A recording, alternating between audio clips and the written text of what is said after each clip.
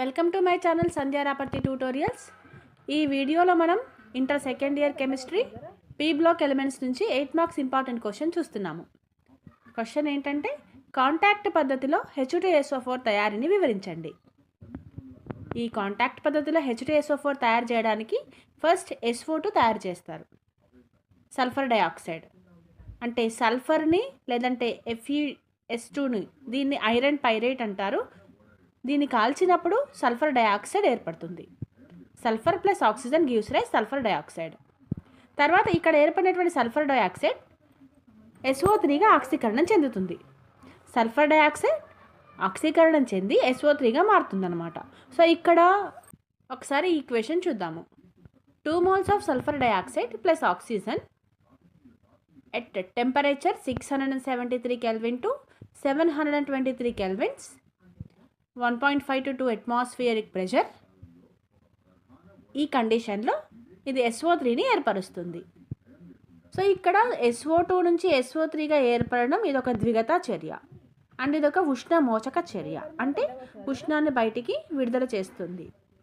ఇది లీ షార్ట్లియర్ సూత్రాన్ని పాటిస్తుంది. అంటే ఎప్పుడైతే దీని ఘనపరిమాణం తగ్గుతుందో, అంటే దీని వాల్యూమ్ తగ్గుతుందో, అప్పుడు ఎక్కువ ప్రెషర్ని యూజ్ చేసుకుంటుంది చర్య జరగడం కోసం.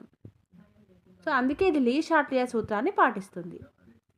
4th పాయింట్, ఈ చర్య జరగడానికి తక్కువ ఉష్ణోగ్రత అవసరం పడుతుంది అండ్ ఈ చర్యకు అధిక పీడనం ఉపయోగపడుతుంది. ఆల్రెడీ మనం ఇందాక ఈక్వేషన్ చూసాం కదా, అది. సో కావాల్సినటువంటి పరిస్థితులు ఏంటంటే లో temperature 673 Kelvin to 723 Kelvin, high pressure 1.5 to 2 atmospheric pressure. ఈ చర్య జరగడానికి ఉత్ప్రేరకంగా V2O5 వెనేడియం పెంటాక్సైడ్ని యూజ్ చేస్తారు, లేదంటే ప్లాటినం కూడా ఉపయోగపడుతుంది. ఉత్ప్రేరకం అంటే తెలుసు, చర్యలో పాల్గొనదు కానీ చర్య యొక్క వేగాన్ని పెంచుతుంది.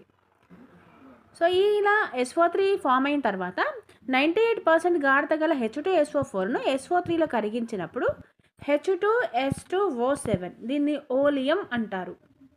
Oleum most important point, oleum అంటారు.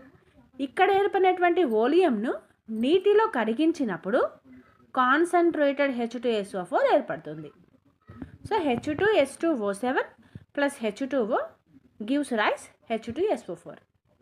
ఇది కాంటాక్ట్ పద్ధతిలో సల్ఫ్యూరిక్ యాసిడ్ని తయారు చేసే విధానం. మీ అందరికీ నా వీడియోస్ ఉపయోగపడుతున్నాయని అనుకుంటున్నాను.